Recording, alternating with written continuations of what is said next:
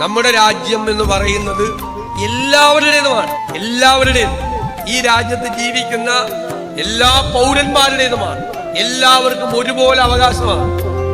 എല്ലാവർക്കും അവരവരുടെ വിശ്വാസങ്ങളും അവരുടെ സ്വാതന്ത്ര്യവും അവരുടെ അവകാശങ്ങളും നിലനിർത്തുമ്പോൾ തന്നെ മറ്റുള്ളവർക്കും അതുപോലെയുള്ള ഒരു സ്വാതന്ത്ര്യവും അവകാശവും ഉണ്ട് എന്നുള്ളൊരു ബോധ്യം വന്നാൽ ഈ പ്രശ്നങ്ങൾക്കെല്ലാം പരിഹാരമായി.